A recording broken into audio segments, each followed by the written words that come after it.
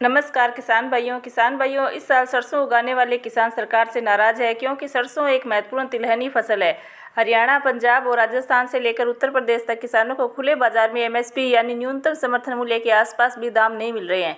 केंद्र सरकार ने रबी मार्केटिंग सीजन 2024-25 के लिए सरसों का एमएसपी 5,625 रुपये प्रति क्विंटल तय किया है, जबकि बाजार में किसानों को 4,000 से 4,500 रुपये प्रति क्विंटल के बीच ही दाम मिल पाता है।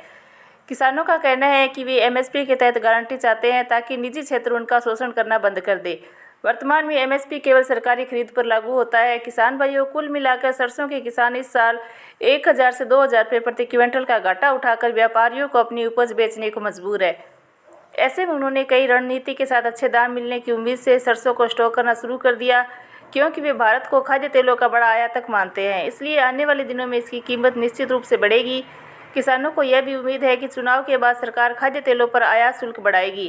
किसान भाइयों, किसानों द्वारा अपनाई गई सरसों स्टॉक की रणनीति का असर बाजारों पर साफ नजर आ रहा है। पिछले वर्षों की तुलना में मंडियों में सरसों की आवक काफ़ी कम हो गई है। केंद्रीय कृषि मंत्रालय की एक रिपोर्ट बताती है कि इस साल सरसों की आवक 2023 की तुलना में इस साल 20% कम है, जबकि 2022 की तुलना में 28% की गिरावट आई है।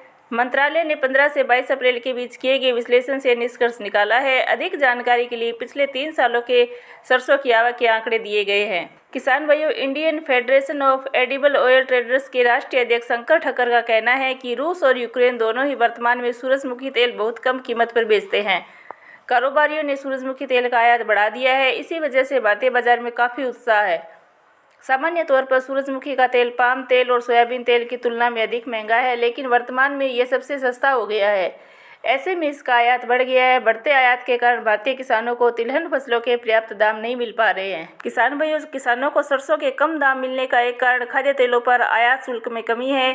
खाद्य तेल की महंगाई को कम करने के लिए सरकार ने पिछले साल की तुलना में आयात शुल्क में काफ़ी कमी की है। आयात शुल्क कम है, इसलिए आयात बढ़ रहा है और भारतीय किसानों को उनकी तिलहनी फसलों का दाम नहीं मिल रहा है।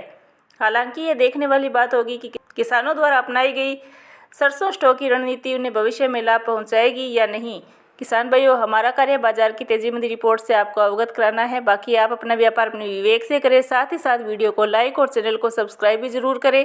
जय जवान, जय किसान।